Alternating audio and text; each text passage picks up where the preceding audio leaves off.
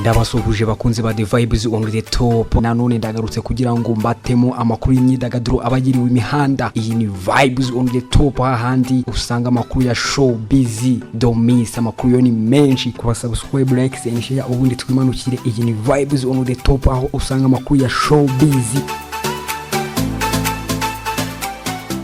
Umusobanuzi wa filime akaba n'umujyanama w'abahanzi Bugingo Boni wamamaye nka Nitwa Giti mu gasobanuye yatangaje ko agiye gusinyisha umuhanzi mushya nyuma y'imyaka 2 akorana na Chriss Eazy.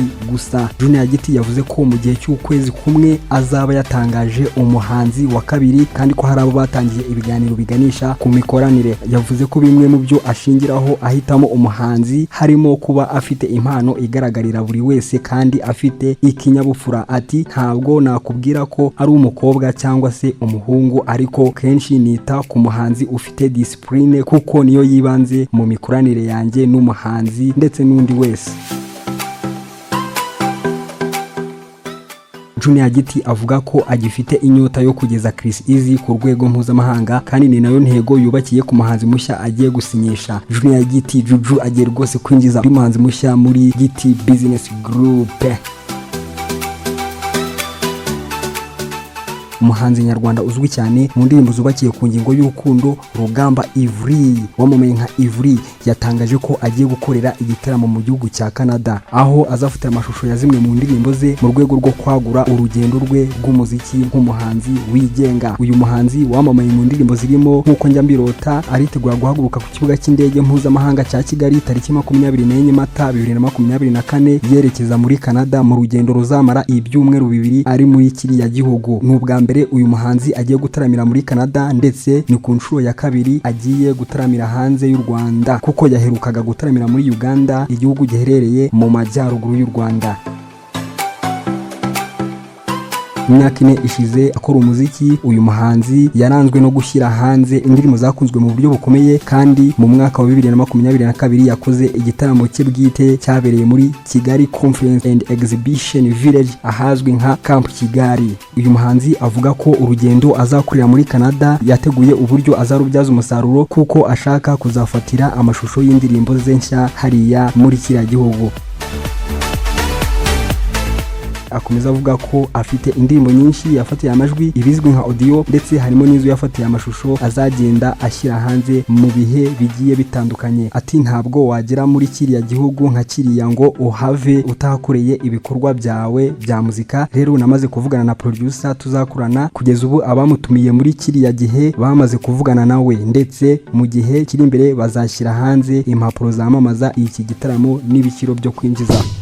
Ivry yaheruka gusohora indirimbo yitwa Over imaze amezi 5 igiye hanze. Anafite indirimbo yise Yenyine yakoranye na Butera Knowless. Izi ndirimbo zombi zikaba zaragiye hanze ziza zisanga iyitwa Inshuti yanjye yahimbiye umugore we, Ibyisi ihimbaza Imana yakoranye na Serugo Jacques, Ibara, Uragiye, ndetse n'izindi nyinshi.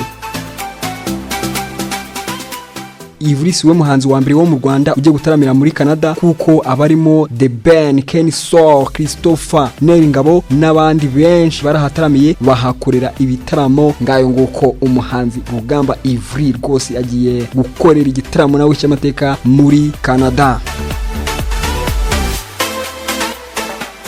Reka twikoze muri Nigeria. Akanyamuneza ni kose kuri Ayasura wahuye n'uwo afatiraho urugero Rihanna. Ayasura yagiye avuga kenshi mu bihe bigiye bitandukanye ko yifuza gukorana na Rihanna, kandi agaragaza ko amufatiraho urugero ubwo aba bombi bahuriraga mu Bwongereza mu gikorwa cyo gufungura umushinga mushya Rihanna agiye gukorana na Puma. Bagize umwanya wo kuganira. Rihanna abwira Ayasura ko mubyara we wo muri Barbados yamubwiye byose. Ibyo yamubwiye harimo ko Ayasura akunda kuba mu birwa bya Caribbean. Rihanna kuri ubu umaze kugira abahungu 2 yumvikanye abwira Ayasura ati nakomeje kukumva ariko ntazi ngo urinde. Mubyara wanje yaje kumbwira ko akunda byimazeyo indirimbo zawe. Mu gusoza iki kiganiro Rihanna yasabye Ayasura ko niba hari indirimbo afitanye na Temuzi bazamuhamo igitero. Ayasura yavuze ko bafitanye indirimbo nyinshi ariko zitarajya hanze.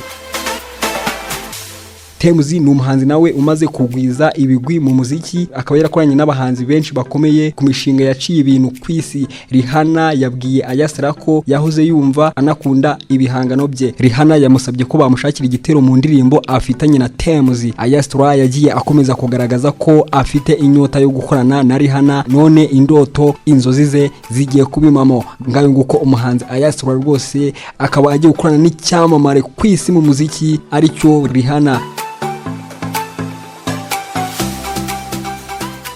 Handi wasanga amakuru nkaya atari kuri Vibes on the Top. Kora subscribe, like, and share kugira ngo ibiganiro amakuru yiriwe imihanda ya showbiz haba hano mu Rwanda, mu karere, muri Afurika ndetse no hanze ya Afurika ajya kugeraho umunsi ku wundi. Ndabakunda cyane, nanjye ndahari kugira ngo nkomeze kugenda mbatamo ibintu byiza, amakuru ashyushye ya showbiz.